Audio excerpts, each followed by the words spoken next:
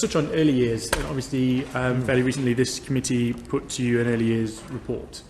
It recommended a number of things, including ways to look at better integration of services, particularly family hubs as a model.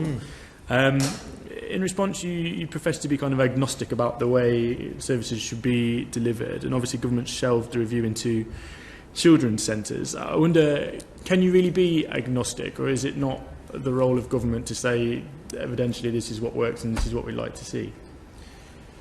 So agnosticism is not the same as atheism, and clearly, excellent provision is what we are about. And I think it's been very encouraging to see that early years provision, the Ofsted ratings of early years settings has improved markedly over the last number of years. And we've also seen a marked increase in the proportion of children reaching what's called a good level of development at the end of the early years stage. Children's centres are a part of that framework. Family hubs are a part of that framework. Individual nurseries, including private, voluntary and independent setting nurseries, are an important part of that framework. And when I say agnostic, I mean I value the roles that all of those bodies, all of those institutions, all of those places play. So I get that there's a variety of different sources for these services.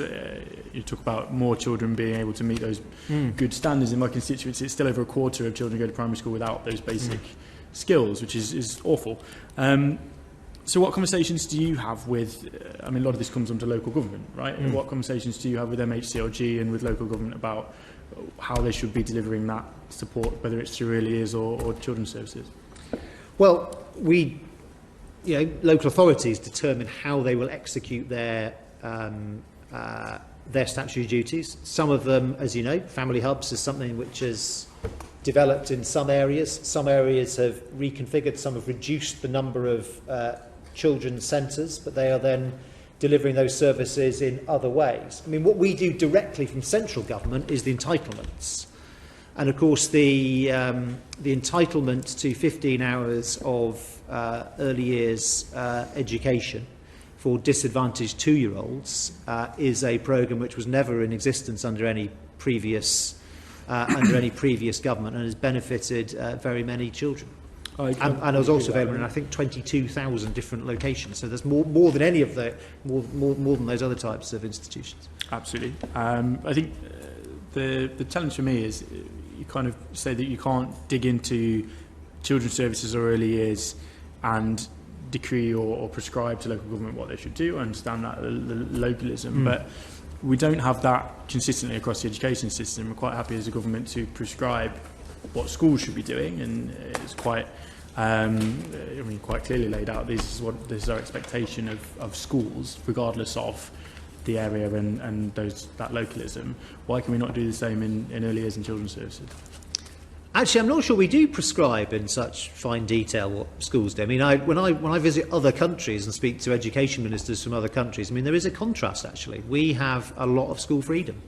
During this government, obviously, we've been pursuing school autonomy through the Academies programme, a great invention of New Labour, and free schools. But the principle of autonomy at school level has been around in our system for quite some quite some time. The great education reform bill Ian refers to. And similarly, as you rightly say, Ben, we have the principle of localism, and different local authorities are doing things in different ways.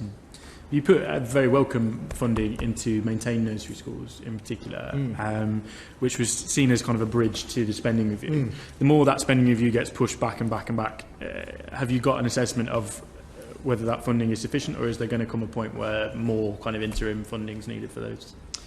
Well, the funding, the £24 million is to make sure we can cover the full academic year. And of course, Ben, as you rightly say, it is at the comprehensive spending review that we will, across government, allocate money to different departments and different uses. Thank you. And finally, we recommended in that report you look into the extended childcare offer, so particularly 3 and 4 year olds. I know my colleague Lucy Powell, who's not here unfortunately, is doing a review through the APPG on that subject and looking at the consequences of that.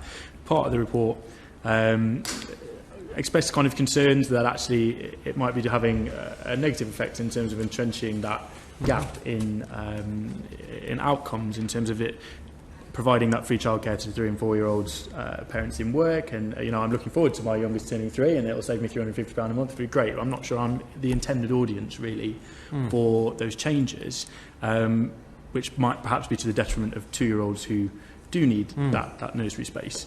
That hasn't really been looked into. You didn't want to review that. How are you addressing those concerns that the attainment gap there is being worsened by that policy? Well, we have the 15 hours for 3 and 4 year olds is a universal offer, and 15 hours, so 3 hours a day, half a day in nursery, is there to be the early years education, the preschool, the school preparation, the early socialisation, all those other things that you get from nursery. The additional 15 hours in the 30 hours programme is for working parents, and it's the key point we discussed before is that the children of MPs can get that 30 hours, whereas a single parent in my constituency of Harlow who's maybe not able to work, their child will get 15 hours. We've discussed this before. Do you want me to finish? Well, Rob? it'd be good to answer the question. Yeah. Do you want me to finish what I was saying? So the second 15 hours is there to support people to be able to work, and we have other childcare programmes, of course, as well. Actually, entitlement to early years in childcare has been extended 5 times since 2010. There's a greater entitlement under universal credit than ever there was under tax credits. We've got tax-free childcare. And so on. But the second 15 hours in the 30 hours programme is there to help to support people to be able to work. I'm happy to accept, and the report I think showed that free childcare and that access has increased overall, and that's very welcome. But it did show that the biggest increases in free childcare were for kind of effectively middle class and more affluent parents. At the minute there doesn't seem to be any intention, and from what you said there, to look into that as to whether there is a better way to balance that system. So no, we will retain the 15 hours of universal entitlement, because that's the part of childcare and early years which is therefore early years education. The second 15 hours, as I say, is to support people going to work, but you don't have to be working. You don't have to be working full time to be able to get it. So it works on income, but it's the equivalent of 16 hours at national living wage. So I think I may get corrected. So I think that works out at £7,000 roughly, just under £7,000 for I think Marion's on the case on the Tinternet. Just under £7,000 for a single parent, £14,000 for a couple. So it's at a relatively low level of work. And then of course there's also, for if you've got older children, there's also the up to 85% reimbursement under universal credit, or if you're at a higher income level, tax-free childcare might be more appropriate. Since that